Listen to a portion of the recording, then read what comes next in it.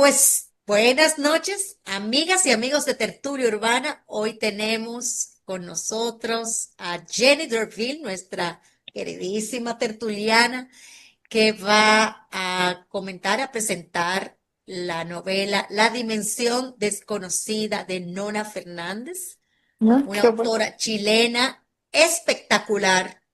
Es la primera vez que vamos a comentarla en nuestra tertulia y presiento que no va a ser la última por la calidad, la intensidad de los temas y el debate que suscita, su manera de decir las cosas, esas verdades que nunca quedan muy definidas, sino al juicio, a la interpretación, a la valoración y al intercambio de opiniones, y eso da muy buenas tertulias. Así que Jenny Derville, este es tu escenario, van a seguir entrando personas, así que te vamos a ir admitiendo. Al final tendremos un intercambio de preguntas y respuestas o de comentarios y ¿qué más? Comentarios Pareceres, intercambio de pareceres. e intercambio de pareceres. Claro, gracias por ayudarme, me frustré un poquito ahí. Entonces, nada, este es tu elenco, pongan tu público, pongan por favor el micrófono en mute y adelante. Gracias, Yulisa. Puedes abrir esta puerta con la llave de la imaginación. Más allá hay otra dimensión. Una dimensión del sonido, una dimensión de la vista, una dimensión de la mente. Te estás trasladando a una tierra de sombra y sustancia, de cosas e ideas. Acabas de cruzar la dimensión desconocida. Buenas noches a todos y a todas. Ya formalmente les doy la más cordial bienvenida a esta tertulia literaria que está dedicada al texto La Dimensión Desconocida de la escritora chilena Nona Fernández, que como dice bien Luisa, estoy totalmente de acuerdo. Pienso que este no va a ser el único texto que vamos a estudiar, analizar de ella. Es un verdadero honor, la verdad, contar con la presencia virtual de ustedes y su interés por compartir este espacio, que siempre ha sido un espacio de reflexión, en este caso de memoria, es lo que vamos a trabajar mucho y sobre todo de diálogo. Y espero sobre todo que esta conversación pues enriquezca o nos enriquezca mutuamente y nos permita también descubrir una nueva dimensión en la lectura. La tertulia la vamos a dividir en cuatro partes. Quiero tomarme el tiempo de ver lo que ha sido lo que es esta autora, su producción literaria. No es que vamos a analizar toda su obra, obviamente, pero tampoco conformarnos como con enumerarla. Después vamos a ver del texto, pues aspectos que son siempre básicos, ¿verdad? Saber lo del título, que en este caso tiene un gran peso, también el tiempo, el espacio y el personaje. Y ya en una tercera parte vamos a ver, o yo voy a compartir con ustedes algunos aspectos que entendí relevantes. Claro, fue un reto porque es que no sé quiénes, si todos lo pudieron leer, pero el que lo leyó se da cuenta de que tú ubicas algo y tiene una capa y otra capa, entonces tú no terminas, no sabes por dónde vas a coger. Pero yo trataré de compartirles pues aspectos que entiendo que son bastante importantes. Y ya por último, pues vamos a hacer las reflexiones del lugar y las conclusiones.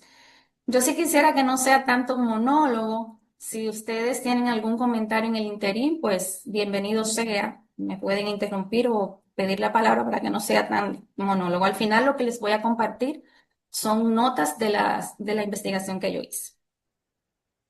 Nona Fernández, cuyo nombre completo no es Nona Fernández, es Patricia Paola Fernández Silanes, nació en junio del 71 en Santiago de Chile. Ella, aparte de ser escritora, es dramaturga, como ya verán, es actriz, es guionista y ella trabaja profundamente lo que es la memoria histórica, específicamente ese periodo de lo que fue la dictadura de Augusto Pinochet tras el golpe de Estado que se dio en el 1973 en ese país. Ella desde temprano se mostró muy interesada en las artes, eso uno sigue sus redes sociales y se da cuenta, todo lo relacionado a las artes para ella es interesante. Les traje cómo ella se define, que es bastante original. Ella dice, actriz por gusto, ella es actriz por gusto, narradora por hinchar las pelotas, eso es por molestar, por fastidiar, por no olvidar lo que debe olvidarse, guionista de culebrones por necesidad de telenovelas, chilena incómoda, así ella se ve, y a ratos rabiosa. Nona forma parte de una generación de los llamados hijos de la dictadura, que fueron aquellos jóvenes, ¿verdad?, que nacieron entre el 70 y 80, que vivieron esa dictadura como niños, no como adultos. Y en ese sentido, ese término, Elizabeth J. Friedman, que es una académica especializada en estudios latinoamericanos, específicamente en género y política, dice sobre el texto lo siguiente, ella dice, esta generación no fue protagonista directa de los hechos, pero creció en un entorno marcado por la represión, el silencio y la censura, lo que influyó profundamente en sus obras, como es el caso de Nona Fernández. Esta perspectiva permite entender cómo la memoria y el trauma se transmiten y se reconstruyen en la literatura, especialmente en obras como La Dimensión Desconocida, donde el pasado se entrelaza con la imaginación para explorar las huellas de la violencia social. Y esa parte de que se entrelaza la imaginación con la realidad lo vamos a ver en la parte del análisis ya. Es un punto muy importante y quien leyó el libro se da cuenta que en la narración completa tú estás viendo ficción y estás viendo narración. De hecho, en el discurso de aceptación, porque fue ganadora del premio Sor Juana Inés de la Cruz en el 2017, ella dice lo siguiente. Nací el año de 1971. Tenía 2 años cuando llegó el golpe militar. Crecí en ese tiempo oscuro y extraño que fue la dictadura chilena y salí al mundo entre marchas, velorios, helicópteros y funerales. Soy parte de una generación medio perdida, que no fue protagonista de nada, pero que observó con ojos adolescentes e intentó a sus pocos años movilizarse. Creo que estamos un poco condenados al recuerdo, quizás por eso sin plan, sin propósito, como un acto orgánico. Cada libro que he escrito lo he hecho pensando en esos niños que fuimos. Y efectivamente, es una obsesionada con el tema de la memoria, lo vamos a ver cuando les comparta lo que son su producción literaria. Todo abarca la memoria y el recuerdo. Roberto Bolaño es escritor chileno que tenemos, como comentaba con Yulisa, una deuda con él porque no lo hemos leído acá, pero ya Yulisa me comentó que la vamos a estar pagando el año próximo. Cuando regresa a Chile, porque duró muchísimo tiempo, creo que 20 o 25 años fuera de Chile, él dice lo siguiente, eso fue en el 1999. Hay una generación de escritoras chilenas que promete comérselo todo. A la cabeza claramente se destacan dos. Estas son Lina Meruane y Alejandra Costamagna, seguidas por Nona Fernández y por otras 5 o 6 jóvenes armadas con todos los elementos de la buena literatura. Esto lo dice Roberto Bolaño cuando Nona todavía no había publicado lo que sería su primer cuento o su primera novela. O sea que fue como una frase de reconocimiento temprano que él haría a esa nueva generación. Y de hecho, Lina Meruane ganó también el premio Sor Juana Inés de la Cruz por Sangre en el Ojo, creo que 2012 me parece. Su producción literaria es muy variada. Ella inicia con cuentos, específicamente El cielo en el 2010, pero ahí comienza su primera novela que fue Mapocho en el 2002, que fue finalista del Premio Heralde de Novela. Aquí ella va a tratar la historia chilena, que va a estar siempre presente, como dije anteriormente, en todos sus textos. Y algo bonito que ella dice en una entrevista, y quise traerlo aquí, ella dice lo siguiente. Escribí mi primera novela en el departamento de Barcelona mirando Chile.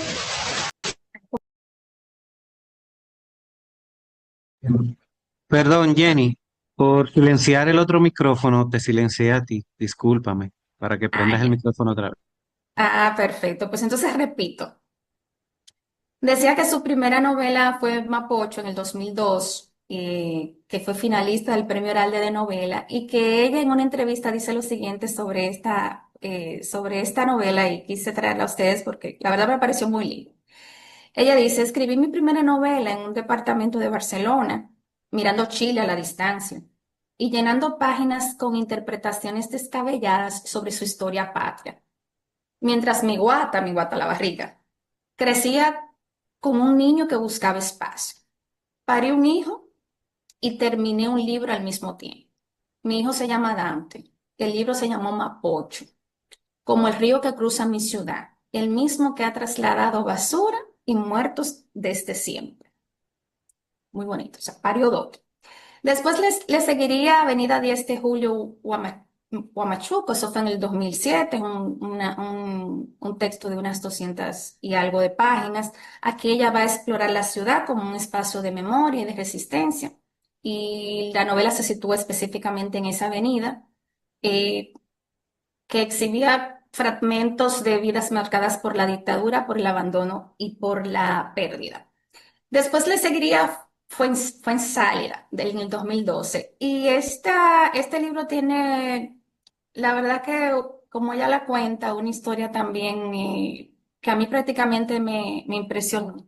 Siempre a un escritor le suelen preguntar que cómo surge. Yo creo que esa pregunta se la hacen, o sea, siempre se la hacen. Y le preguntan que cómo surge este texto. Y ella dice, porque ella es hija de madre soltera, su padre muere y ya tenía tal vez, no sé, 2 décadas sin saber de él. Y cuando el niño crece, le pregunta que le cuente de su abuelo y ella se da cuenta que no tiene ninguna historia que contar. Entonces, a partir de eso es que ella crea, que ella elabora, construye esta historia que, el, que está basada en Ernesto Fuenzalida, el padre de la narradora. La protagonista, una escritora de telenovela, encuentra una fotografía de un luchador de Kung Fu en la basura y cree reconocer en ella a su padre. Y ahí comienza la historia. Después le sigue Space Invaders del 2013, que también es una de las obras más famosas de ella. Es una novela bastante corta, son 64 páginas. Yo me la leí. Y es una novela que va a mezclar recuerdos escolares y con la represión política. Está basada en una de sus ex compañeras, Estrella González, que es un personaje que nosotros lo vemos, ella lo retoma, o no sé si al revés, en La Dimensión Desconocida. Y aquí es bastante curioso, ella también trabaja la memoria, pero ella presenta en este texto cómo eh, unos compañeros recordando a este personaje que se hace famoso, aunque ella era querida, porque era la hija un, de un torturador también que se vio envuelto en el caso de los degollados, que fue un caso muy famoso, muy atroz de la historia chilena. Y como todos los compañeros los recordaban totalmente diferente. Y la verdad que trabaja la memoria de una manera magistral en ese sentido. Yo misma me extrapolé y recordé que muchas veces mi hermana me habla de cosas que yo digo, o sea, de la infancia, pero que eso no fue así. Yo la recuerdo de una manera muy diferente. Y sé que también a ustedes les ha pasado. Eso es lo que ella también trabaja acá. Le seguiría Chilean Electric en el 2015. En esta obra también ella va a entrelazar lo familiar con la historia nacional. No sé si se han fijado los nombres que ella utiliza: Space Invaders, Chilean Electric. Después le seguiría La Dimensión Desconocida en el 2016, que es su obra más reconocida y que vamos a estar analizando en el día de hoy. Y su última obra, que acaba de publicar el 1 de septiembre de ese año, es Marciano. Aquí ella va a hacer un viaje en el tiempo y en el espacio, con la fuga de la imaginación, solamente como ella lo sabe hacer. Ella dice que es una de sus obras más retadoras, aunque comentaba con Julissa, una obra que tiene 520 páginas que, comparadas con las demás, pues prácticamente lo duplica. Aunque como decíamos Julissa y yo, que muchas veces las obras cortas son aún más difíciles, pero para ella fue bastante retador. Ella tiene también dos ensayos que han sido muy estudiados. Aquí hago una parte porque en mi investigación yo me sorprendí muchísimo. Uno entra a Google Académico y se va a encontrar con tesis, con artículos, o sea, una inmensidad de recursos educativos, docentes, de estudios, de tesis, de investigación sobre la obra de ella. Incluso muchos que me encantaron, que fue comparar, por ejemplo, Invaders con La Dimensión Desconocida, etcétera, etcétera. Voyager y tiene Cómo recordar la sed. De hecho, ella, me parece que Cómo recordar la sed, ella lo estuvo escenificando ahora en Centroamérica Cuenta, como es actriz. Y también se dedica al teatro. Valga la cuña de Centroamérica Cuenta, está online en los Ah, videos de Centroamérica Cuenta Madrid. Es una lectura performática y fue hermosísimo, vale la sí, pena verlo. sí. Sí, increíble. Eso mismo iba a decir, gracias, Julissa, que vale la pena ver ese performance que ella hace. En el teatro, ella tiene, bueno, una compañía de teatro junto a su esposo, que también es guionista. Hay dos puestas en escenas muy famosas de ella. Yo, la verdad, decía, bueno, si voy a Argentina, a Chile, perdón, me encantaría ir. Es el taller que inició en el 2012 y ha tenido varias puestas en escena. Aquí hago una parte porque es basado en una historia también de la historia chilena y está inspirado en el taller literario de Marina Callejas, que también era una espía que trabajaba para grupos de represión. Entonces la señora, y esto es verdad, tenía una casa de 3 plantas que le había cedido el gobierno y ella. En la tercera planta me parece era que estaba el taller literario, que lo visitaban lo máximo en ese momento a nivel literario. Pero en el primer y segundo piso funcionaba como un centro de tortura, de espionaje, y de hecho se mencionaron varios casos famosos de muerte que se dieron ahí. Entonces, ya ustedes se imaginan esa puesta en escena. Y también está el Liceo de Niñas, que es una comedia fantástica, también sobre memoria y resistencia. Esto yo decía, ¿lo menciono o no lo menciono? Pero esto a mí me llamó tanto la atención. Ella se definía, no sé si recuerdan, como que ella escribía guiones de culebrones, de telenovelas por necesidad para ganarse los chelitos. Y yo me quedé tan sorprendida porque yo no veo televisión. Yo vi televisión en mi niñez, en mi adolescencia, pero la verdad que no me gusta ver televisión. Pero por una razón u otra, la telenovela ¿Dónde está Elisa? Yo la vi, no recuerdo si completa o qué, y me he sorprendido porque esa telenovela que ha sido lo más exitosa en Chile y que de ahí no recuerdo cómo se dice esta, bueno, fue llevada a la pantalla de otros países, incluso a Asia, Estados Unidos, y ella es co-guionista de esta telenovela donde está Elisa. Quise igual compartirlo porque como ella se define también que hace este tipo de trabajo por el dinerito. Sobre el autor y su obra se ha dicho lo siguiente. Diego Zúñiga dice, hay en los libros de Nona Fernández una escritura que se cuestiona y se ensaya, y que ensaya la certeza de que hay que escribir en contra de la comodidad. Y El País, Norma Hani, dice, esa capacidad de Fernández de narrar desde el margen sin perder el rigor, la dignidad y el sentido de justicia hace de sus obras un faro para quien se pregunte, ¿hasta dónde fuimos capaces de llegar? Sus temas recurrentes, la memoria y el olvido, lo vamos a ver en este texto. Me parece que casi en todos los textos, según lo que yo he investigado. La dictadura chilena siempre está ahí.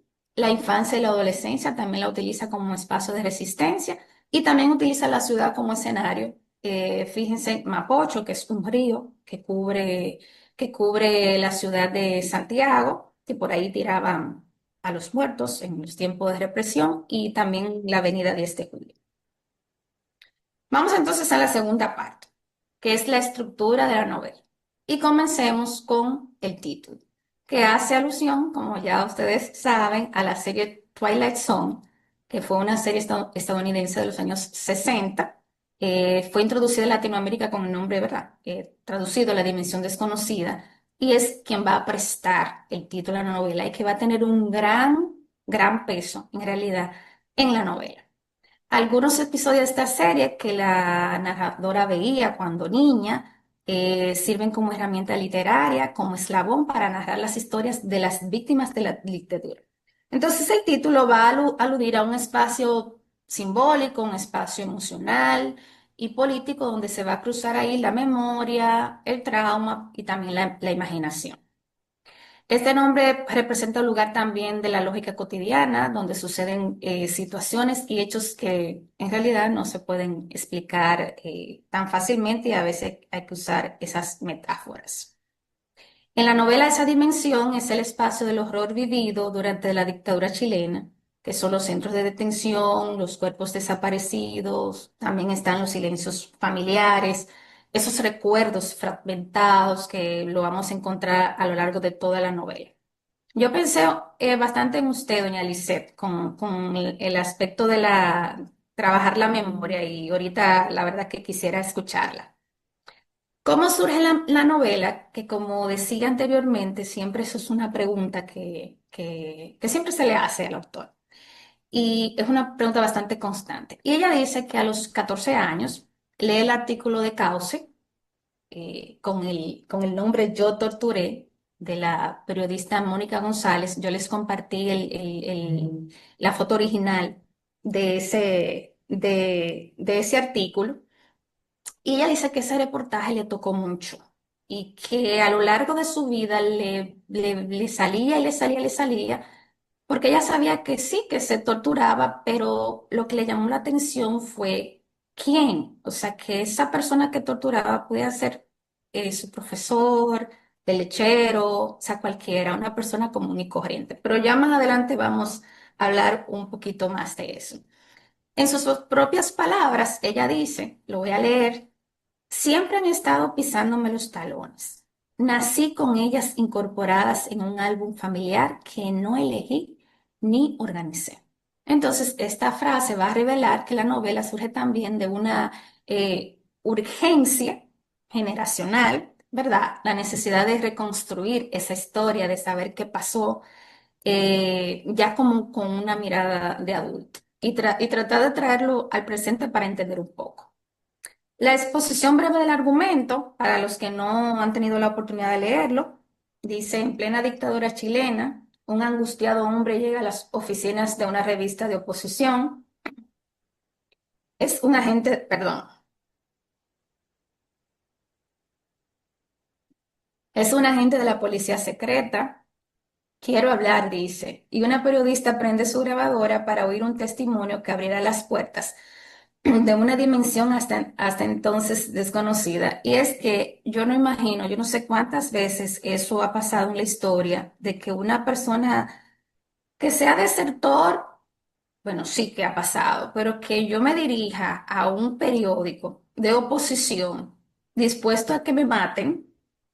O sea, algo como que tú piensas, pero esto no es verdad, esto es ficticio. Y es al contrario, es algo que fue real y que de eso es que surge el texto, porque en eso es que está más basado. La estructura de la novela está organizada en cuatro zonas narrativas que van a funcionar como capítulos. Y cada una representa como una etapa de ese proceso de enfrentarse a esa memoria traumática y al testimonio también de este hombre torturador. Lo primero que vamos a tener es la zona de ingreso, que se hace una introducción al tema, una reflexión hace ya también sobre la memoria colectiva. Ahí vemos lo que fue la inauguración del Museo de la Memoria. Y esta zona vamos a decir que representa como que el umbral, el momento en el que se abre esa puerta, que se abre esa dimensión desconocida. Vamos a leer brevemente en la página 17, donde ella dice, la primera vez que lo vi fue en la portada de una revista. Era una revista Cauce, de esas que leía sin entender quiénes eran los protagonistas de todos esos titulares que informaban atentados, secuestros, operativos, crímenes, estafas, querellas, denuncias. Las imágenes que aparecían en cada ejemplar iban armando un panorama confuso, donde nunca lograba hacerme el mapa de la totalidad, pero en el que cada detalle oscuro me quedaba rondando de algún sueño. Y aquí es que empieza el ingreso hacia esa dimensión desconocida. Segundo viene la zona de contacto, que es la zona de fricción. Establece el vínculo entre la narradora y el testimonio que da el torturador. Aquí se van a mezclar y eso lo vamos a ver durante todo el texto, de una forma sencillamente magistral. Esos recuerdos personales, esas imágenes de archivo y reflexiones sobre cómo se construye la memoria, en esa construcción de la memoria. Aquí el pasado y el presente se van a tocar y donde la narradora es que va a empezar a imaginar lo que en realidad ella no sabe.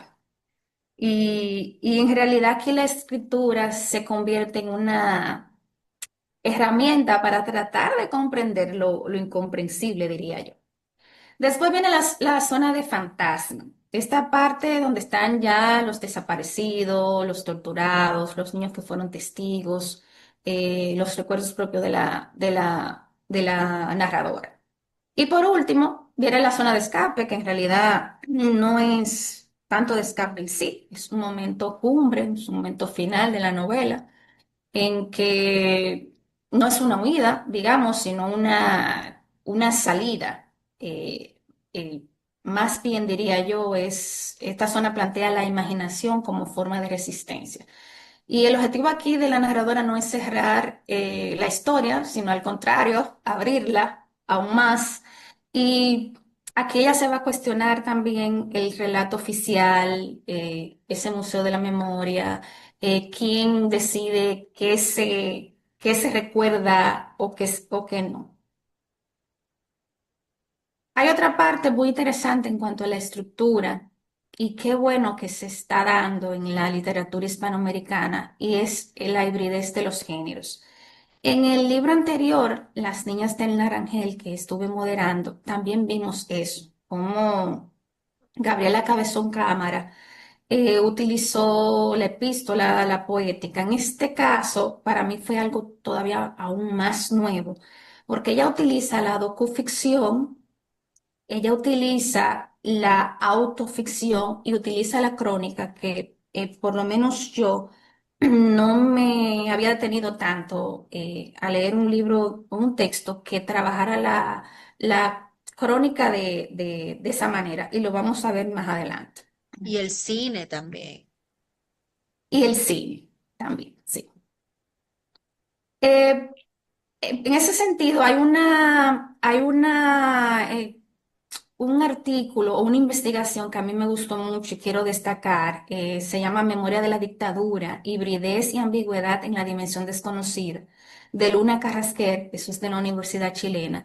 Y lo menciono porque sé que aquí hay escritores que tal vez en algún momento quieran irse por ahí, o si lo han hecho, ¿verdad? Y la verdad que está muy interesante ese artículo.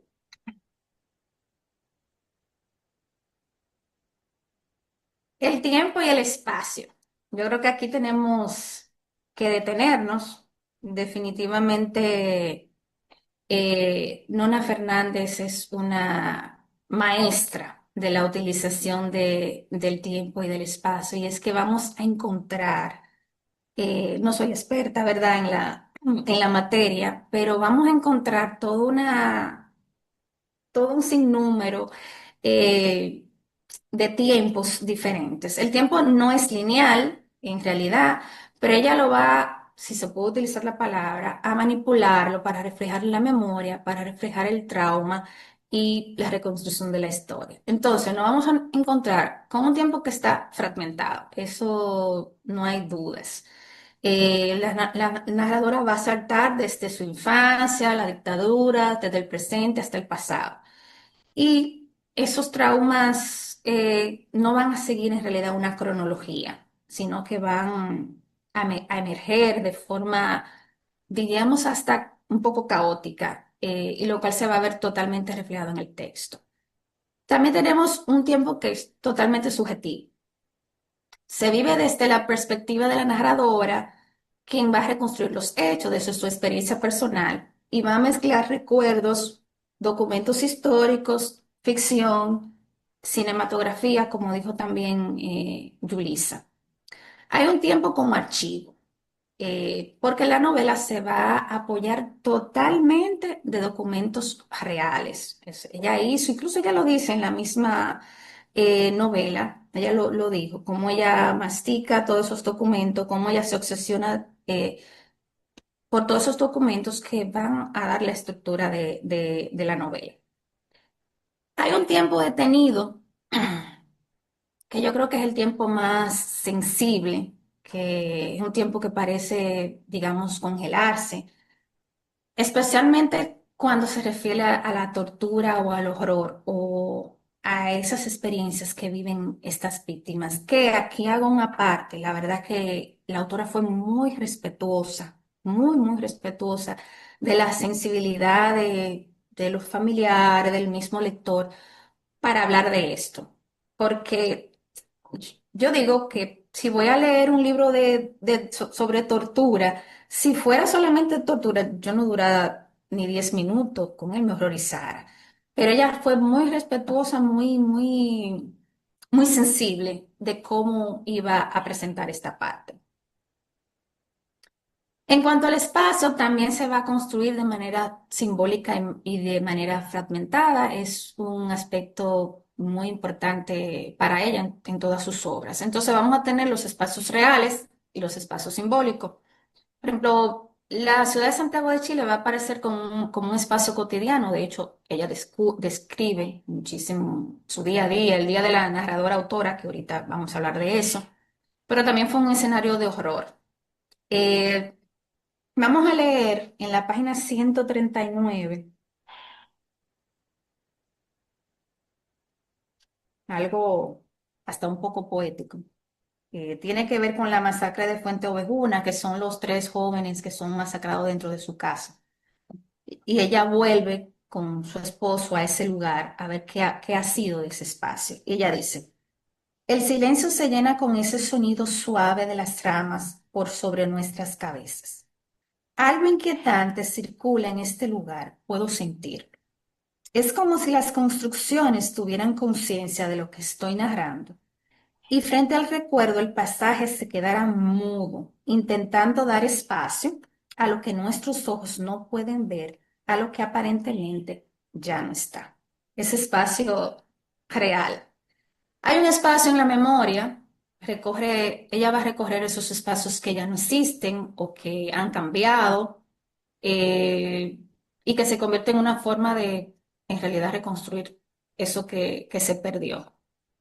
Hay espacios también que quedan ahí como que intermedios. La misma dimensión desconocida es un espacio metafórico que representa lo que no se puede nombrar, por eso le digo dimensión desconocida, lo que está entre la realidad, entre la ficción, entre el recuerdo, entre el olvido, entre lo que yo entiendo que pasó, que no pasó, que no estoy tan segura que pasó.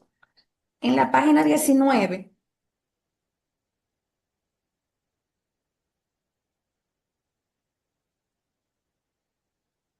ella dice, un universo inquietante que intuíamos allá afuera, escondido más allá de los límites del liceo y de nuestras casas, en el que todavía ocurría bajo una lógica pauteada por las reglas del encierro y las ratas. Una historia de terror contada y protagonizada por un caballero común y corriente, parecido al profe de ciencias naturales. Así pensamos, así pensamos, con ese bigote igual de grueso sobre su boca. Eso es parte de ese espacio un tanto intermedio. El cuerpo también funciona como espacio, el cuerpo de esos detenidos, de esa víctima, de esos torturados, es un espacio hasta cierto punto político, eran personas que estaban ligadas a esos frentes comunistas, o sea que el cuerpo ahí también como espacio. Y la novela lo va a abordar, como dije anteriormente, con mucha sensibilidad y con mucho respeto, guardando más lo importante es la memoria. Y le dejo esta pregunta para que me la contesten ahorita.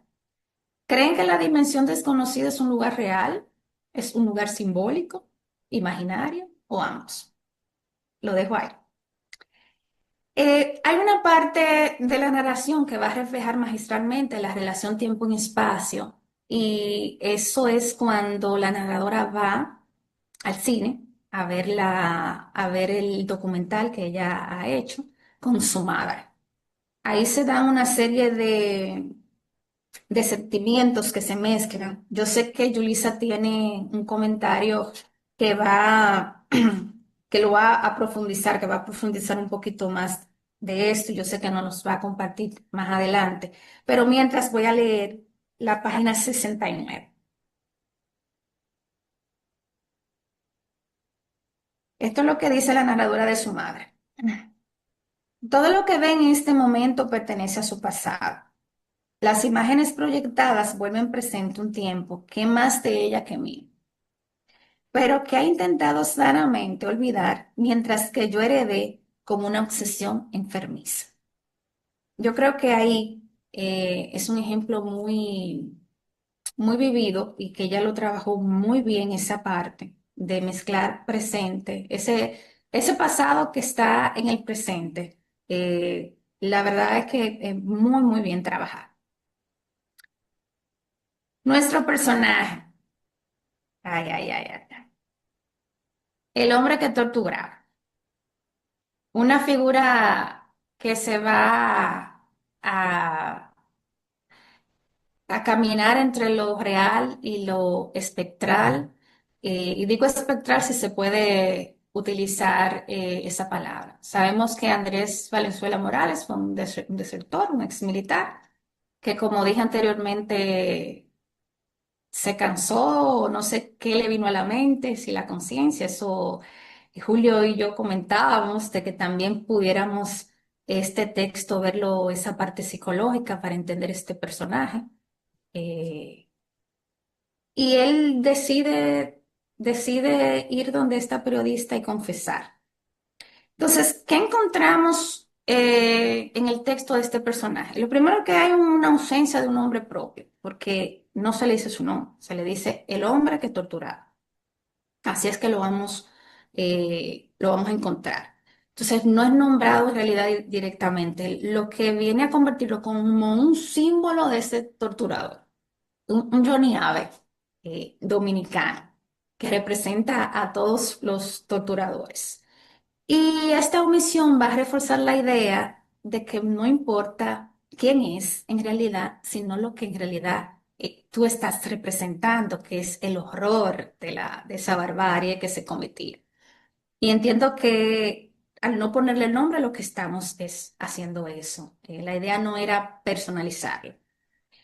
Hay una construcción también que se hace desde la mirada de la narradora. La narradora lo reconstruye a partir de fragmentos de prensa, como dije anteriormente, de recuerdos infantiles, de imágenes televisivas y también lo va a de ficciones personales. Y las mezclas de estas herramientas narrativas dan como resultado ese personaje que nosotros vamos a encontrar en el texto. Entonces, esto va a generar pues una figura que queda incompleta, que queda borrosa, que se va a mover entre lo documental que se investigó, pero también entre lo que yo estoy ahí imaginando. El personaje no va a tener voz propia, no habla, habla a través de esos documentos, va a hablar a través de lo que la narradora pues se está imaginando. Y de hecho ya dice, no quiero que el torturador tenga voz. No quiero que se convierta en personaje, no quiero que se humanice. O sea, esa no es la idea. Pero también en este personaje hay una ambigüedad. Yo me quedé con la sensación como lo odio, ¿qué hago con esto? Tú te quedas tú te quedas ambiguo. Se lo digo, señores, honestamente, hubiese preferido como odiarlo, lo odio, que se muera, pero no, fue algo totalmente ambiguo.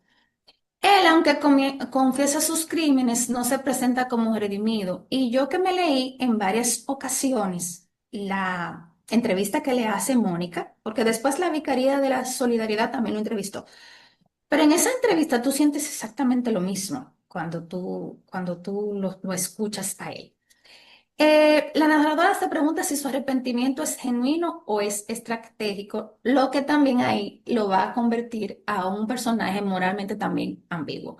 Y esta ambigüedad va a incomodar en realidad bastante.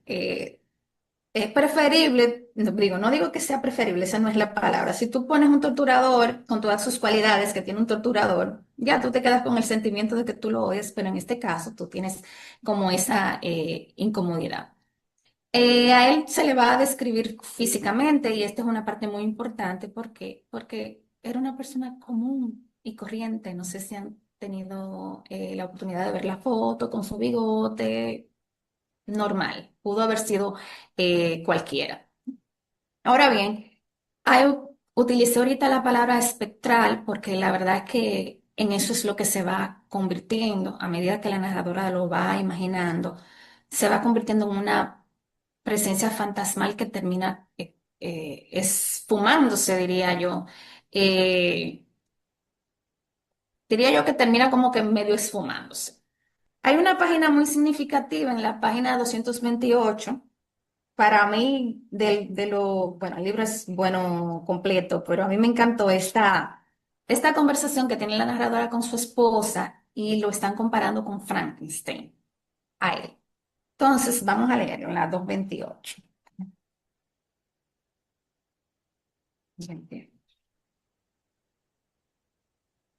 Dice, voy a tratar de resumir. Tengo esta última escena que he decidido escribir, ya esto es al final. No es parte de ningún ejercicio imaginativo, sino más bien de la pura y doméstica realidad. M habla sobre Frankenstein. He estado releyendo el libro y ahora recuerda que al final de la historia el monstruo de Mary Shelley se va a esconder al Ártico, muy lejos del mundo, huyendo de sí mismo y de los crímenes que cometió. Recuerden que él se exilia o lo exilian en Francia, donde está todavía. Y dice, mientras enjuago tenedores y cucharas, pienso que es cierto, monstruo es un monstruo. Pero hay una salvedad. Él no eligió ser lo que es. Fue parte de un experimento macabro. Entonces, M le dice que eso es, y me responde que eso explica sus acciones, pero no lo absuelve de haber sido un monstruo. En esa lógica, todos los monstruos se justificarían con su propia historia. Y termina diciendo, puede tenerlo, dice M, pero eso solo lo convierte en un monstruo arrepentido. Entonces, esta mención de Frankenstein, yo pienso que es muy significativa y que está cargada de muchos simbolismos, porque él va a comparar al torturador con ese monstruo, lo cual nos va a llevar todavía a muchísimas más capas de interpretación de este personaje. Y por eso yo decía y comentaba con Julio de que esto ya amerita un análisis más, irnos como a la parte psicológica del personaje. Entonces, ¿por qué Frankenstein? Figura del monstruo creado por el hombre. En realidad, es una criatura que se convierte en un ser marginado, incomprendido y tímido. Pero en la novela, el torturador es visto como un monstruo por sus actos, pero también por una persona que fue creada por el sistema. Vamos a entrar entonces ahora en la tercera parte, que es el análisis sistemático. Como le dije, hay muchas capas que tiene este texto, pero yo extraje como las que entendí, por lo menos mi criterio más importante. Y cualquier otra cosa que se me escape, yo sé que ustedes pues van a aportar.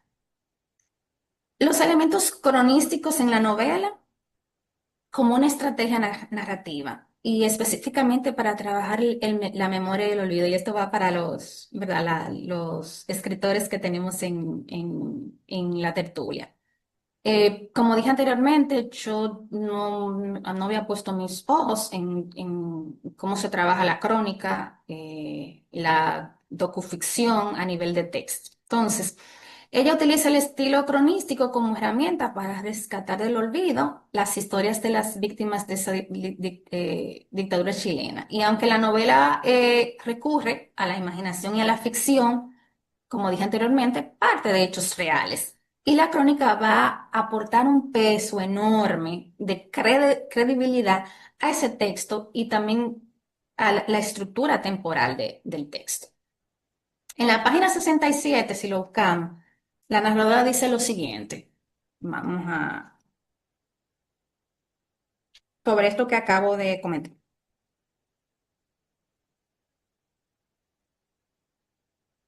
Ella dice, he dedicado parte de mi vida a escudriñar en esas imágenes. Las he olfateado, cazado y coleccionado. He preguntado por ellas, he pedido explicaciones, he registrado sus esquinas, los ángulos más oscuros de sus escenarios. He escrito libros con ellas, crónicas, obras de teatro, guiones de serie, de documentales y hasta de culebrones. Y uno de los ejemplos más palpables del impacto que tienen lo que es la cronología, nosotros la encontramos, vamos a buscarlo, cómo el estilo cronístico se manifiesta en muchas de las escenas del texto. Si nos vamos a la página, me parece que es la 151. En la página 151, que es cuando sucede lo de Fuenteovejuna, recuerden que esta historia real le pone de telón de fondo al niño Mario, que se trepa por las paredes. Y ella dice esto, para que vean cómo funcionó la crónica. A las 16:30 se desarrolla la primera jugada, ¿verdad? A las 16:35, Hugo, alias el tío José, se instala junto a Mario. Y así sigue. Y dice... A las 20:05, o sea, algo muy puntual, Mario y Hugo, alias el tío José, se sientan a ver las noticias. Después dice, a las 20:30, Mario escucha balazos. A las 20:35, Mario escucha gritos y así sucesivamente. Llega a las 20:48, está en el patio trasero. A las 20:49 se encarama por el muro que colinda con la casa de al lado. Y mientras está trepando a las 10:50, piensa en Alejandro, alias Raúl. Y a las 10:51 cae en el patio de la casa. Entonces vemos más adelante cómo esta historia, que obviamente imaginada, ella entremezcla también la parte personal, por así decir. Ella dice, inevitablemente se me mezclan los quinceañeros. Ya tiene en ese tiempo un niño de 15 años. Pienso en el Mario de esa noche de septiembre de 1983. Quizá lo pasaría bien con mi hijo y sus amigos allá adentro, en una vida que no tuvo. Lo sentaríamos a nuestra mesa para que comiera un pedazo de torta y le diríamos que se quedara en esta casa el tiempo que quisiera, que no es necesario seguir trepando más y más muro. Eh, Fuerte esa mezcla que ella hace. Y hay otra parte también que es bueno destacar, que a mí me conmovió bastante, que es cuando ella describe la detención de José Webel, que lo detienen en el bus, los represores, y cómo ella comienza narrando algo totalmente cotidiano, como tú levantarte para llevar a los niños al colegio y todo lo que eso conlleva. Y también utiliza aquí la crónica. Ella dice, el 29 de marzo de 1976 a las 7:30, la misma hora en la que mi hija y su padre se van a diario de nuestra casa, José y María Teresa salieron con sus niños para llevarlo al colegio. Entonces, otro recurso cronístico que ella utiliza al final, no sé si se percataron, que son la enumeración de los acontecimientos históricos, que ella lo puso como si fueran títulos. Aquí ella va también a mezclar hechos de la historia de Chile, que comienza con el golpe militar y termina con la muerte de Pinochet, pero ahí ella mezcla también la narradora, que la tía que se fue a vivir a Miami por asuntos de deuda, pero también parte de la vida social chilena, que si visitó, cuando visitó el Chapulín Colorado, etcétera. También eso es un recurso literario. Estas frases son breves, pero van a entrelazar lo que es lo íntimo de la narradora con lo público, con lo que es la historia de Chile. Otro tópico es la recuperación de la memoria, que son esas historias que se entrelazan y cómo construyen esa dimensión. Ella va a reconstruir la memoria fragmentada de la dictadura chilena desde la perspectiva de una narradora que vivió esa época siendo niña. Y esta memoria incompleta se va a complementar con esa imaginación, lo que permite entrelazar las historias reales, ¿verdad?, con recuerdos personales y elementos obviamente ficcionales. En este sentido, yo les recomiendo ver, es breve, una entrevista de unos 16 minutos que le hace Mónica González. Mónica González es la periodista, donde va el hombre que torturaba a contarle, que le hace a Nona Fernández. Y ella habla mucho ahí sobre lo que es su obsesión por el pasado, por entender qué pasó, por recuperar la memoria y por recuperar el recuerdo. La verdad que le sugiero que la lean. De hecho, en el mismo texto, la narradora confiesa su fascinación por el testimonio de esa gente que leyó en la adolescencia. Y ella dice en la página 26: no comprendía ni aún comprendo todo lo que pasó a mi alrededor cuando era niña. Y supongo que intentando entender un poco quedé hechizada por sus palabras. Así, a lo largo de toda la novela, para no insistir en eso, se van a entrelazar esos vínculos entre lo íntimo, entre lo histórico, y se va a repetir y a repetir.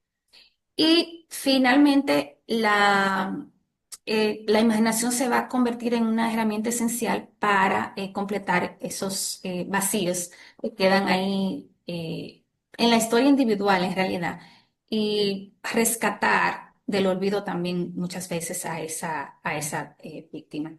Ahí, en este tópico, hay un fragmento que quiero leer que en realidad muestra esa memoria incompleta y cómo se completa en la página 33.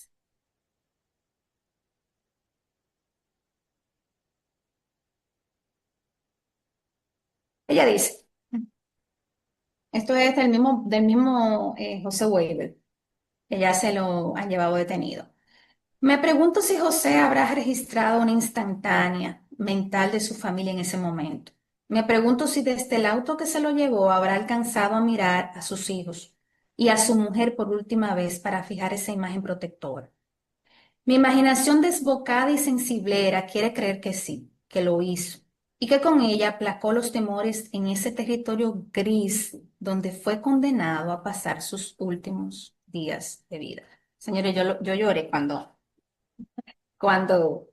leí esa parte de uno, porque tú sabes qué pasó y tú ponerte como a hacer ese ejercicio de la imaginación de lo que pensó esta persona que estaba preocupada porque dejaba a su familia, y él como protector, y que sabía que posiblemente no volvía. Y tú como autora, tratar de entender eso y de plasmarlo aquí, debe ser una tarea un poco difícil. Y Finalmente, pensar que, y no, y cuando ella reafirma que él cuando recibió los tiros de gracia, la imagen que tiene es la de ajá. esa familia en el bus, eh, sonriendo, disfrutando, digamos, de un momento de intimidad familiar. O sea, eso es una manera muy piadosa de interpretar los últimos momentos de una persona ante el pelotón de fusilamiento, ¿no? Sí, de hecho ella dice, el hechizo protector se rompe, su cuerpo se va por el río y desaparece para siempre. No hay distancia de rescate posible en este ejercicio, ni mi imaginación desbocada puede contra eso. Eso dice. Y por último, de estos tópicos, creo que es el último, está esta narradora autora. O sea, soy narradora, pero soy autora y está presente a lo largo de todo el texto. Ella utiliza este recurso narrativo para la construcción de una memoria, que ese recurso es la imaginación. Y en palabras de la narradora, ella va a decir, y lo vamos a ver, imagino y hago testimoniar a los viejos árboles, imagino y completo los relatos truncos, rearmo los cuentos a medias Y así sigue. El verbo imaginar puede ser, Julio, también a nivel de lingüística. Se pudiera también, puede ser centro de estudio de cómo ella lo utiliza, el ser y el verbo imaginar. Pero yo entiendo que todos nos damos cuenta de que muy claramente es la autora, es la misma narradora. Está demasiado claro desde un principio. Ella, a quien se lo dedica, a M, que es su esposo, y a su hijo de Dante. Y muy claramente, por ejemplo, hay un punto que ella ya se, déjenme buscarlo, que ella misma lo dice, que es cuando están pasando lista. Eh, dice, revela ya su apellido, dicen Elgueta presente, Fernández presente. Y ella siempre está después de mí en el listado. Después, González presente. Eso está en la página 179. O sea que esa parte estamos más que claro que ella está ahí de principio a fin totalmente. Brevemente está el uso de la cultura pop, ¿verdad? Vamos a ver estas canciones, Twilight Zone, pero otras series, ahí mencionamos hasta los pitufos, videojuegos también, o sea que hay un estudio, una investigación también, no tengo el nombre ahora, lo tengo por ahí, que estudia esta parte de cómo ella trabaja, cómo funciona la cultura pop como rescate de la memoria, también, muy, muy interesante. Por último, comentarios de la crítica. Nuestra Irene Vallejo dice una obra maestra de la indagación y la palabra. Javier Rodríguez Marcos dice una obra sobrecogedora llamada a convertirse en un clásico de las letras latinoamericanas. Ana María Iglesia dice, con la dimensión desconocida, Nona Fernández nos deslumbró a más de una con una indagación literaria en torno a los vacíos que todavía hoy rodean la memoria de la dictadura chilena. Y en el Clarín se escribe, toda su obra podría describirse como un permanente ejercicio de indagación sobre la memoria. Por cierto, a ella le hicieron, fue como un tipo de juego y le hicieron unas preguntas y le preguntaron, ¿verdad? Que cuál era el autor, una de las autoras que ella más admiraba. Y ella mencionó a Cristina Rivera Garza del Invencible Verano de Liliana. Me parece que estaba como en agenda, Julissa, para moderarse. No sé si sigue, pero por eso lo traje. Finalmente, estimadas y estimados tertulianos, hoy hemos recorrido juntos las zonas de esta novela que, como su título lo indica, nos invita a entrar en una dimensión desconocida. Pero esa dimensión no está en otro mundo. Está aquí en nuestra historia, en la historia chilena y en la historia de muchísimos países latinoamericanos. Está en nuestra memoria, en nuestras preguntas no respondidas. Nona Fernández nos ha ofrecido una obra que no busca cerrar heridas, sino abrirlas con muchísimo cuidado. Fue, como dije anteriormente, muy respetuosa al tratar el tema, para mirarla desde nuevos ángulos. Nos ha mostrado que la memoria no es un archivo estático, sino un espacio que está vivo, que está lleno de fantasmas muchas veces, de juegos, de contradicciones también. Nos ha enseñado que recordar no es repetir, sino imaginar lo que no se dijo, lo que se ocultó y lo que puede en muchos casos seguir doliendo. Hemos hablado de zonas grises, de torturadores arrepentidos, de víctimas invisibles, de museos que excluyen, no me explayé mucho, pero eso es una parte también, de pantalla también que muestran y ocultan. Hemos visto también cómo la cultura pop, los videojuegos, las series de televisión pueden ser también herramientas de resistencia, de denuncia, de tortura, herramientas narrativas. Y sobre todo hemos comprendido que la escritura, como la lectura, es un acto político, es un acto ético y un acto profundamente humano. Que la imaginación no es evasión, sino compromiso. Que la autoficción no es mentira, sino una forma de decir verdades que los documentos muchas veces no alcanzan. Gracias por compartir este espacio de reflexión, de escucha y de afecto. Que esta tertulia no sea un punto final, sino una zona de contacto que nos impulsa a seguir leyendo, pensando y recordando. Muchas gracias por su atención.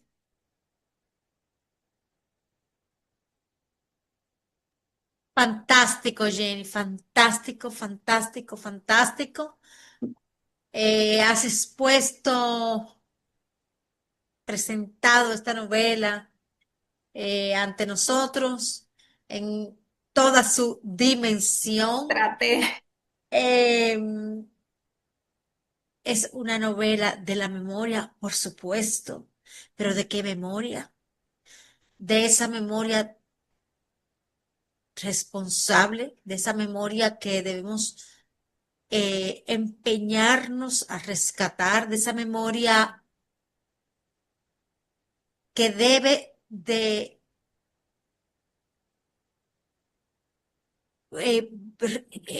de buscar en los escombros de esas cenizas, de esas ruinas, ¿no?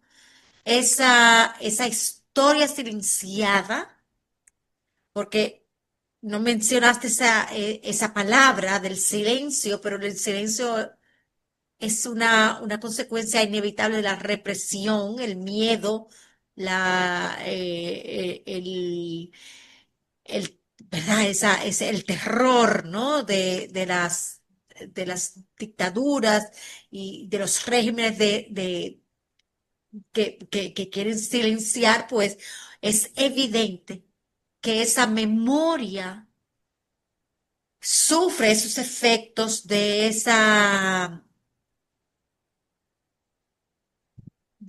fragmentación, ¿no? Entonces, Nona, como todo personaje que vive que esa herencia, o sea, que recibe la herencia, que puede parecerse a muchos de nuestros padres cuando son jóvenes, o nosotros, ¿no? Que recibimos la herencia de una dictadura que no vivimos, pero que sin embargo sí recibimos esos efectos de ese silencio, de esa censura, de ese miedo, de ese recato en presentar los hechos, ¿no? Estamos también íntimamente vinculados a esos efectos de lo que es el terror, ¿no? A mí me pareció personalmente en lo que, bueno, ya Bruni levantó la mano, qué bueno. Y ya para redondear la primera idea, a mí me pareció una novela que permite darnos esa licencia, ¿no? De encontrar en los escombros de las historias, más allá de la historia, más allá de lo que nos cuentan, más allá de sus miedos y de silencios, esa historia no contada. Y esa manera en la que Nona tan Fernández, tan pudorosamente narra a través de lo que nosotros conocemos, de nuestros recursos literarios, que es, por ejemplo, ese Twilight Zone, que es tan eficiente para demostrarnos cómo nosotros podemos estar en un presente continuo, ¿no? Que es lo que ojalá que otras personas se animen a hablar de ese presente continuo, esa memoria que al no procesarse se queda instalada en el inconsciente o en el subconsciente, como queramos llamarlo, de una colectividad. Está ahí, latente, pero en una dimensión que no conocemos, una dimensión que sí, que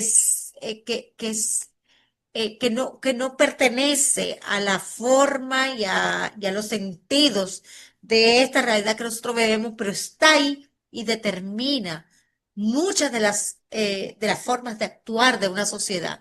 Entonces, a mí me parece que esta novela es esencial. A mí me parece que esta novela es importante leerla, analizarla y volverla a leer, no basta con una vez, porque es esa reconstrucción de de esos traumas no ventilados, no, no discursiados, ¿no? Se dice así, que no hemos podido, hemos podido dialogar porque ha habido una intención expresa, ya sea por la misma víctima que ha decidido no hablar de eso, o por el mismo victimario que prefiere y conviene que no se ventile. Entonces, ahí hay un lapsus, una dimensión que queda inex- inexpresa, ¿no? Y que la literatura es capaz de rescatar, es capaz de presentarnos, es capaz de darnos esa libertad para pensar en eso y para poner en palabras lo que lamentablemente muchos no pueden expresar por cualquier razón. Gracias, Jenny, por tu intervención. A mí me encantó. Bruni, por favor, te doy el micrófono. Silencio. Hola, buenas noches. Jenny, sin palabras, o sea, completísima, Gracias. analizada desde todos los puntos de vista que pueden haber. Nos hiciste volver por sobre todos los aspectos que pudimos haber notado. Yo normalmente, como dijo una vez Alida, me encanta estar investigando, aplicada, para poder aportar algo, pero en este caso es más un testimonio porque yo viví en Chile entre el 84 y el 88, me fui y después volví entre el 91 y el 94. Tengo un hijo que nació allá, estuve cuando trataron de matar a Pinochet, conocí a Pinochet, que es de alguien de quien no hemos hablado y de que les puedo asegurar que la vez que lo vi olía a azufre. y ¿Y por qué estoy trayendo a colación estas cosas? Porque la primera vez que yo llegué a Chile, me voy a tomar 5 minutos, la primera vez que yo llegué a Chile todavía no estaban, los aviones no llegaban todavía a La Manga, sino que teníamos que bajar la escalera. Yo llegaba con un bebé de 7 meses y con mi niño de 8 años, más el marido de entonces, que lo habían destacado en la ciudad de Santiago. Y yo me acuerdo que cuando abrió la puerta del avión y yo empecé a bajar, yo sentí algo. Yo dije, ¿qué pasa en este lugar? Claro, yo venía sobreavisada, porque en ese entonces ya era el 84, que es más o menos cuando empieza todo lo del hombre que torturaba, decidió hablar, pero se sentía en el ambiente y eso me retrolleva a la página que tú leíste ese pedacito de Fuente Ovejuna, de la casa de Fuente Ovejuna, y lo que ella sintió, porque no voy a decir que yo sentí lo mismo, porque yo estaba ajena a eso, pero sin embargo, en mi maletín de mano yo llevaba cartas para Gabriel Valdés, para Ricardo Lagos, para Eduardo Frei, de parte de un tío político que vivía aquí en Santo Domingo. Cuando al llegar, el que era mi esposo, que trabajaba en una compañía de seguro, le comentó a uno de sus compañeros que yo tenía que entregar esas cartas, me fueron confiscadas rápidamente. Trabajé estando en Santiago de Chile, casi siempre en el Citibank, pero el primer cuatrienio en que vivía allá, trabajar en el centro, salir y que llegaran las bombas lagrimógenas y los guanacos, como dice, eso que te mojaban, porque mojaban a los disidentes, pero también mojaban a cualquiera que estuviera ahí, y si tú estabas saliendo de tu trabajo, pues las bombas lagrimógenas te llegaban también. Yo era jovencita, no tenía un compromiso político, estaba sobreviviendo, viendo para dónde yo iba, qué iba a pasar, un hijo, pero sí, fíjate cómo, que es una cosa como las cosas a veces se entrelazan. Por algo he venido yo a leer este libro ahora, mientras a lo mejor ustedes estaban analizando cosas, que yo también las estaba analizando, yo también estaba reviviendo. Yo iba también haciendo fechas y iba cotejándolo con cosas que me pasaron. El famoso 7 de septiembre del 83, que es cuando ocurre lo de Fuente Ovejuna, 2 años después tratan de matar 3 años después tratan a matar a Pinochet. Ese mismo día mi bebé, que en ese entonces tenía 2 años, sufre un accidente. ¿Y por qué les estoy compartiendo estas cosas? Porque Chile es un país diferente. Chile siempre lo sentí así. La segunda vez que volví ya era el país que estaba recuperando su memoria, el país que estaba haciendo, digamos, saliendo un poco de su dimensión desconocida, entendiéndola, pero aún en el presente hay cosas que todavía ellos se atreven a abordar, a resolver, involucran a los jóvenes, la memoria involucra a los jóvenes, pero en aquel entonces, inclusive en las familias, por ejemplo, la muchacha de servicio, compañeras de colegio, de trabajo y eso, en una misma familia podían haber personas con posturas diferentes, gente que todavía seguía queriendo y seguía aprobando el que Pinochet los hubiera salvado del comunismo en una dimensión macartiana de ellos, de Chile.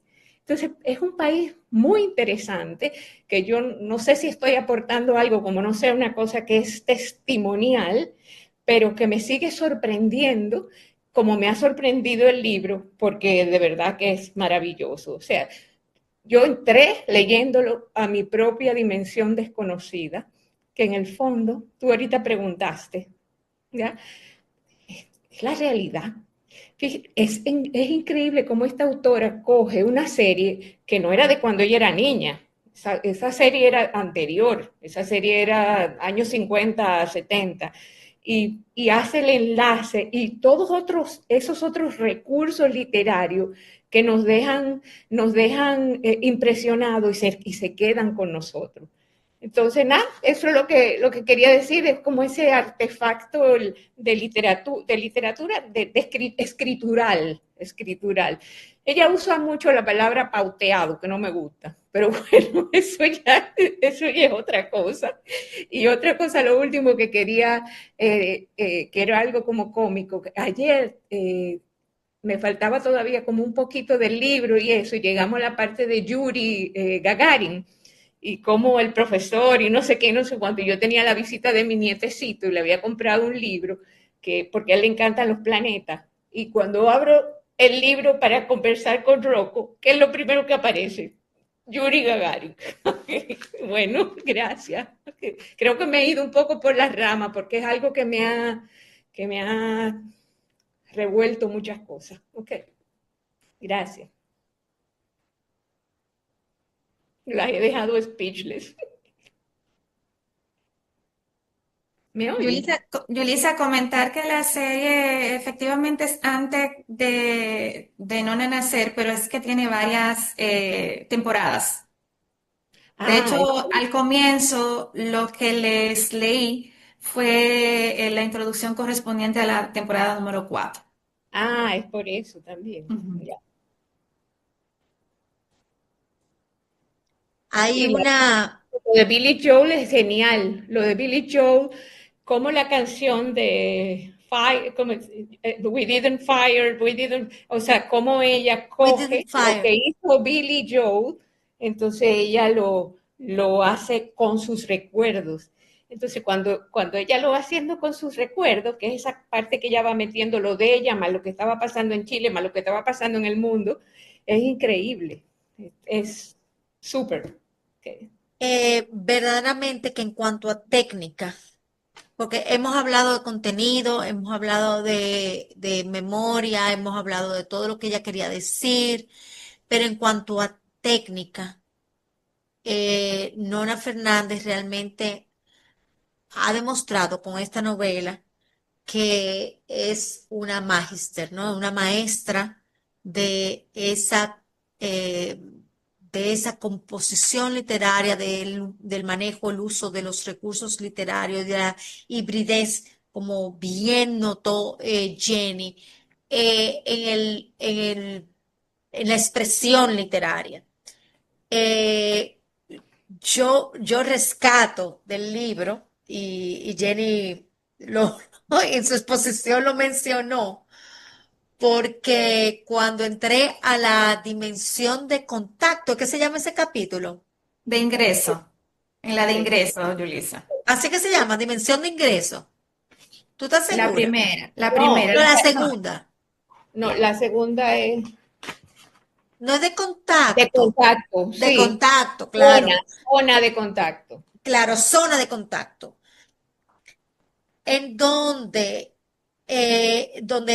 la escritora narradora, que es ujú, una, que es una figura exquisita dentro de toda esa tecnicidad literaria, donde esa escritora narradora entra a la sala de cine, una sala de cine de hecho vacía, donde ujú, ha atravesado Qué maravilla. ya una sala de cine previa, donde están los superhéroes, ¿no? Es todo ujú, ese mundo Al lado. imaginario de Hollywood, ¿no? Todos esos superhéroes fabulosos salvando el mundo. Y ella entra a esta sala de vacía donde no hay nadie. Qué metáfora tan poderosa. Donde los únicos espectadores es ella, Eso mismo. que está tratando de rescatar la historia en este documental y que aporta, ¿no? A este documental, y una madre con una memoria fragmentada, una memoria comprometida, una memoria enferma. Y eso para mí, ya de por sí, esa simbología, esa analogía tiene mucho que decir, ¿no? Luego, eso es la manera en que Nona Fernández hace uso de ese presente continuo, en el que está a la vez en el mismo párrafo hablando de ese hombre que torturó, dando un testimonio a un abogado 40 años antes, y donde ella recuerda en ese mismo presente su actuar y su participación al elaborar ese material audiovisual, y a la vez está viendo cómo su madre reconstruye una memoria. Esto es en un solo párrafo, lo pueden buscar, ¿eh? Viendo cómo esa madre reconstruye una memoria que ha perdido. Maravilloso. Y a la vez están esos actores mm, tirándose por WhatsApp y diciéndole, cuéntame, ¿qué Sí, opina? sí, de verdad. Porque Chulísimo, hay una sátira, hay un humor chulísimo, ahí. chulísimo. ¿Qué opina el público? Cuando el público es ella, no hay público. O sea, realmente esa visión del pasado en ese momento no tiene ningún público que no sea la que está participando en la elaboración del documental y una madre que no tiene memoria. O sea, toda esa simbología remite, ¿no? A un país que así, que ha sufrido para reconstruir, ¿no? Ese pasado,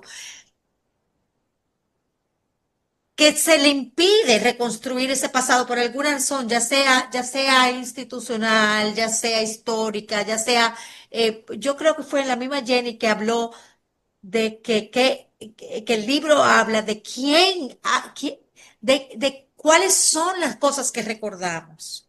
O sea, qué es lo que oficialmente vamos a recordar. Entonces, esta incisión de la literatura en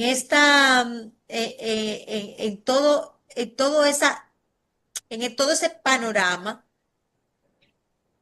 es un llamado, ¿no? A decir, bueno, vamos a ver.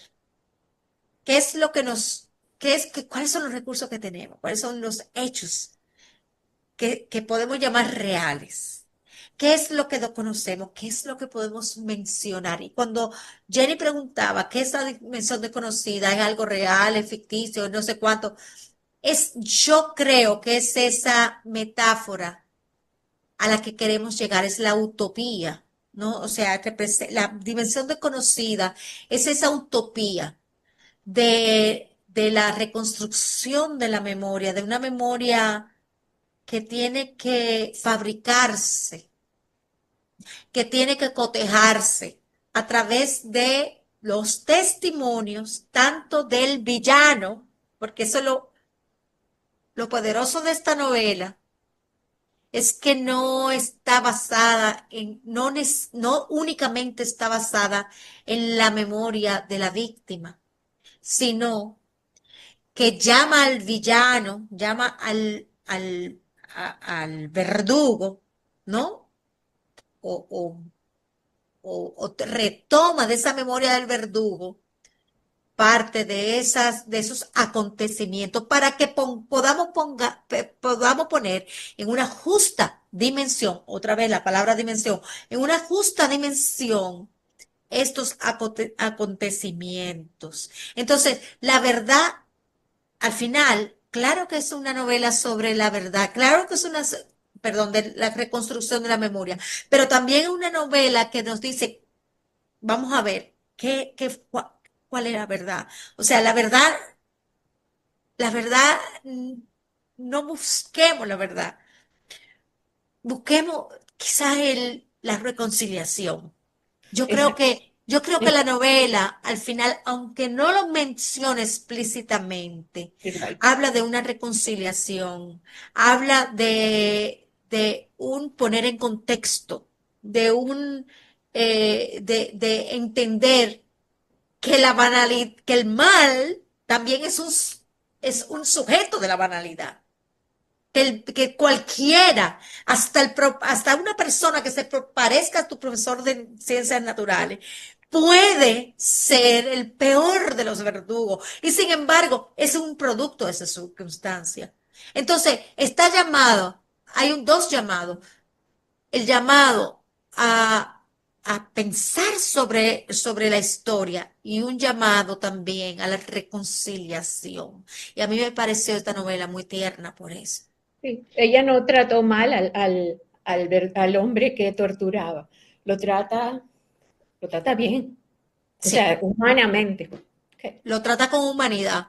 con Yo humanidad. tengo aquí en este orden a Penélope y luego a Julio. Prometo no volver a hablar. Lo que Doña quiera. Lisette también tenía la mano Ah, levantada doña hace Lisset Y ratito. doña también. Lisset La también, tenía sí, primero. Oh, pues sí. entonces vamos a darle la palabra a doña Lisset, después Penélope y Julio se prepara después. Adelante, doña Lisset. Sí, bueno, yo, según lo que yo tengo he oído, he sacado esta reflexión. Solo leí las primeras, yo creo que llegué hasta las 20 páginas. Y me llamó mucho la atención, Jenny, el recurso de la anáfora que ella utiliza tanto en me imagino, me imagino, me imagino. Eso es un recurso sumamente interesante para decir que ella no sabía de lo que iba a hablar, que ella estaba recuperando esa memoria en otras fuentes, porque de ella no era que se iba a salir esa memoria, de ella iba a salir la ficcionalización de lo que ella recuperaba de otras, de los documentos, de las crónicas, de su madre que apenas recordaba, de un millón de cosas que verdaderamente fueron lo que la fueron documentando a ella.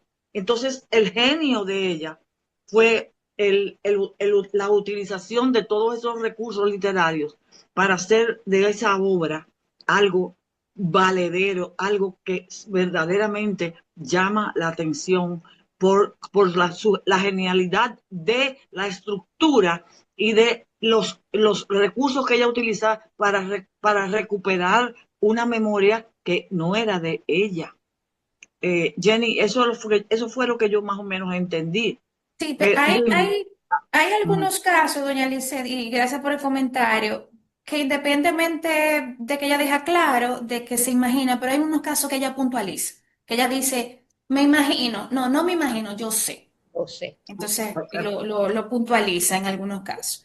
Ella Pero tiene, Entonces, sí, cuando déjame dije, preguntarte, te quiero preguntar, ¿Cuál es el hilo conductor de esa novela? Explícame verdaderamente cuál es el hilo conductor. ¿Es el hombre torturador? ¿Es la memoria que ella trata de recuperar para contar una historia, algo sobre historia chilena? Dime cuál es el hilo conductor, por favor. Yo creo lo que conduce, lo que el hilo conductor es para mí, me corrigen, es la imaginación. Ella completa, yo entiendo, ella completa esa historia, esa investigación con su imaginación.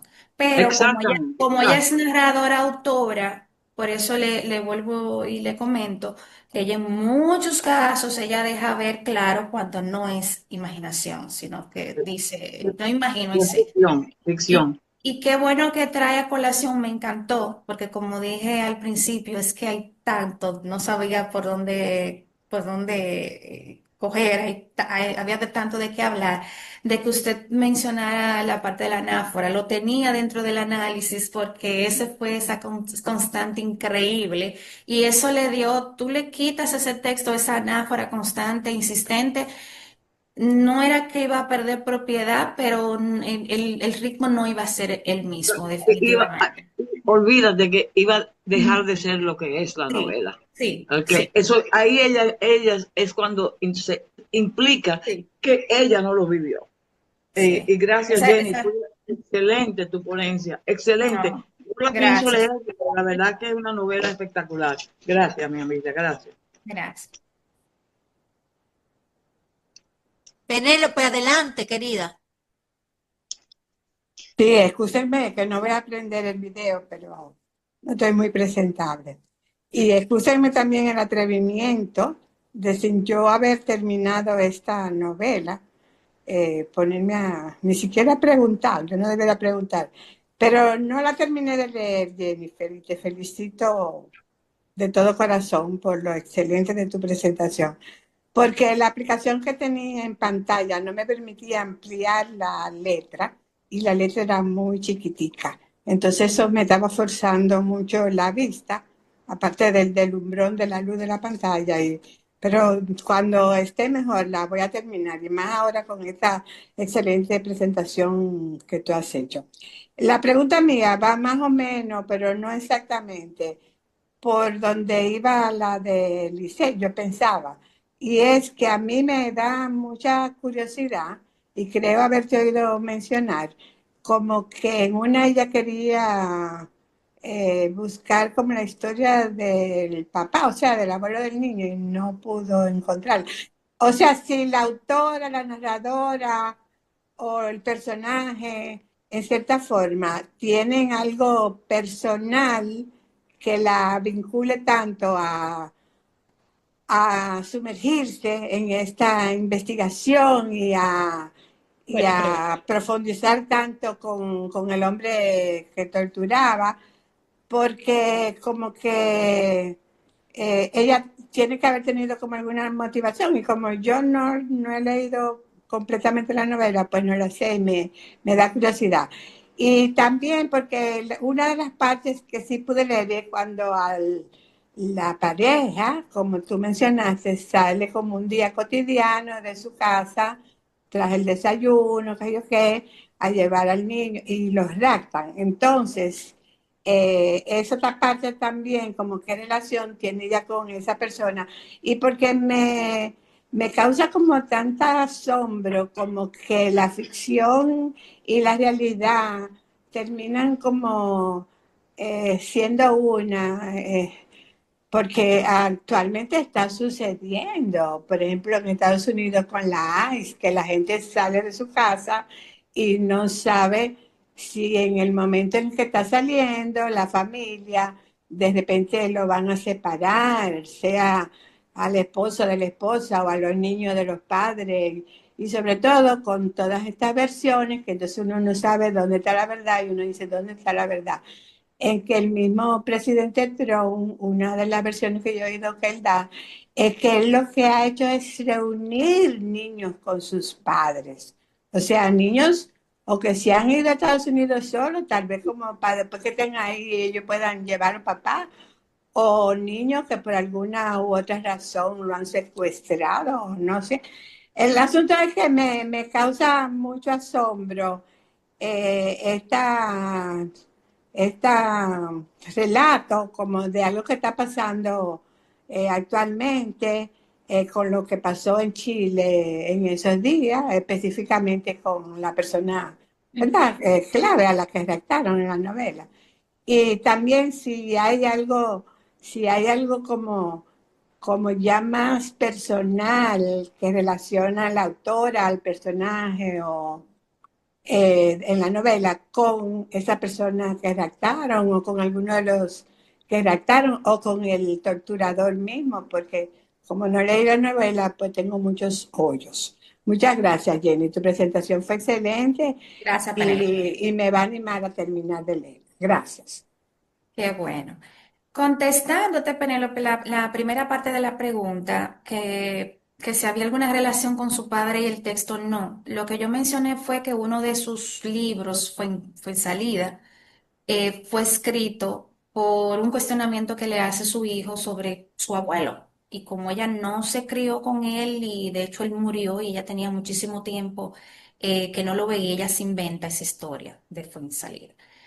Por otro lado, sí, es un libro, como dijimos anteriormente, donde hay una narradora autora y, como dije, es una autora que pertenece a esa generación de la dictadura, donde vivieron la dictadura como niños y que ella lo que está tratando de explicar. ¿Qué pasó? ¿Qué fue reconstruir esa memoria a través de la crónica, de documentos, también de las experiencias de los que escuchó y de lo que ella vivió?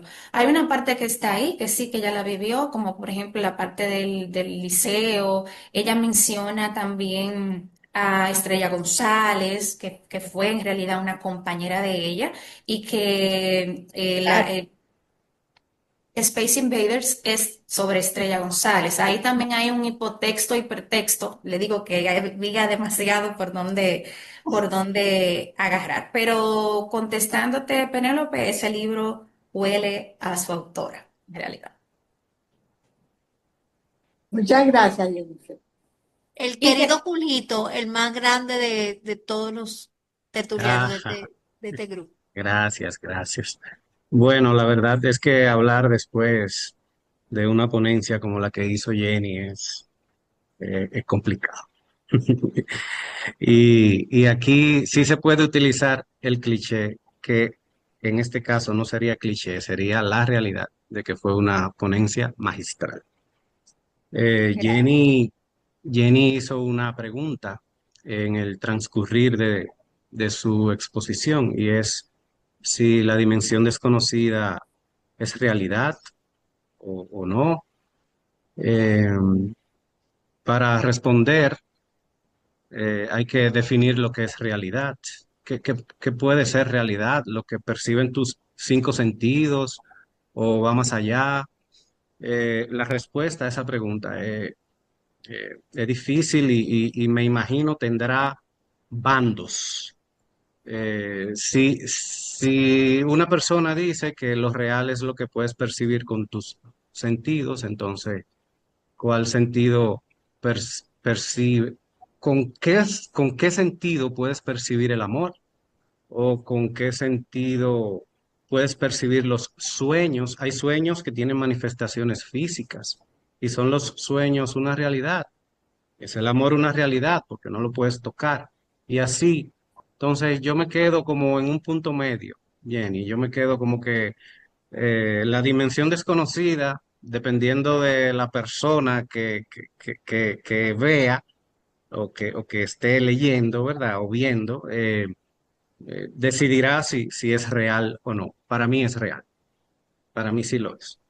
Para mí también. Em, una de las excusas más utilizadas por torturadores y por la gente que le pasaron los juicios en Nuremberg después de la Segunda Guerra Mundial y después de ver ciertos experimentos como el de Milgram, eh, ahí pudimos ver que la gente, casi toda, si recibe orden si recibe órdenes de un mando militar superior, las siguen.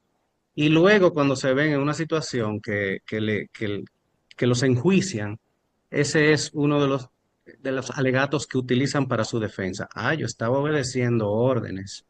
Me imagino que ese, aunque no recuerdo haberlo leído en la novela, pero me imagino que ese alegato, esa excusa en Andrés, en el hombre que torturaba, sí tuvo mucho peso. Bueno, me estaban dando órdenes, yo estaba siguiendo esas órdenes. Esta novela es una novela corta, pero a mí me pareció muy larga. No por, o sea, me pareció muy larga por lo que cuenta, pero sí coincido contigo, Jenny, de que la forma en que la autora lo contó fue muy elegante, muy elegante. Me gustó mucho, muchísimo. Mira, yo tenía una lista de cosas que mencionar y mira, las fui tachando, las fui tachando. Una de las cosas que no recuerdo si lo habrán mencionado es que esta autora es una autora de contexto, es de mucho contexto. Antes de ella entrar en materia, ella pone en contexto. Y pongo un ejemplo, y pongo un ejemplo. Ujú. Yulisa, me estoy dando rápido, no te desesperes, que yo sé que ya son más de las 9. Em, Para cuando nada, ella habla, Julito, te estoy dando toda tu oportunidad. gracias. Cuando ella habla de los barcos ingleses y los submarinos alemanes, que ella habla de que los barcos de guerra se disfrazaban de cruceros y Ya hace turistas una introducción siempre. y algunos marinos se vestían de mujer. De verdad. Y luego que ella cuenta todo eso, que los submarinos alemanes subían, entonces ahí los bombardeaban, bla, bla, bla. Luego que ella contaba eso, entonces entraba en materia. Lo Entonces ahí conecta. nos ponía uno en contexto. Ahí ella, después de contar eso, empezó a hablar de la televisión chilena y las noticias que presentaban. Y ella hace eso varias veces en la obra. Sí. Hubo una parte de la novela que me recordó una frase de Friedrich Nietzsche. Es una parte donde habla de la esperanza de los familiares, de todavía poder encontrar a la gente desaparecida. Eh, y ya Andrés, el hombre que torturaba, ya él sabía que esa gente estaba muerta. Y aún así él veía que, que los familiares buscaban y buscaban y él veía eso, él era testigo de eso. Y la frase reza de esta forma. La esperanza es el peor de los males, pues prolonga el tormento del hombre. En muchos casos es real. En este caso específico sí es real. Quiero compartir con ustedes también otra cosa, que fue el primer flechazo que esta obra me dio, que está en la página 17. Cuando en un momento tú mencionaste la página 17, yo dije, caramba, déjame irlo tachando, pero mencionaste otra parte de la página 17, no la que Seguro yo lo había tengo mencionado. tachado. Bueno, el primer flechazo es un pensamiento de Andrés, el hombre que tortura, cuando él dice ahí, recuerdo las primeras marchas. La gente salta con carteles de sus familiares desaparecidos. A veces pasaba entre esa gente, veía a esas señoras, a esos señores. Miraba las fotos que andaban trayendo y yo decía, ellos no saben, pero yo sí. Sé dónde está esa persona. Yo Wow. sé qué pasó con él. Saber y callar es tarea de pocos. Y el hombre que torturaba no tuvo esa capacidad al final. Eh, Termino diciendo que yo sí, Jenny, yo sí odio al hombre que torturaba. Yo sí lo odio. Que tú como que lo que hiciste ahorita, como que, bueno, se puede odiar, ¿no? Que bueno, pues yo sí. Ojalá y que, bueno, no abundo más. Pero eh, yo quiero terminar esta participación con algo que lo tuve presente todo el tiempo hasta este momento y lo seguiré teniendo presente no sé cuánto tiempo. Eh, y afloró inicialmente cuando hablaba la obra de los eventos posteriores a toda esa historia de tortura y toda esa historia horrible. Hablaba de Bachelet y de personalidades y todo eso. que también hablaban de una reconciliación, de un perdón. Eh, es muy difícil perdonar. Es muy difícil perdonar cuando uno ha vivido en carne propia esos vejámenes y esos crímenes.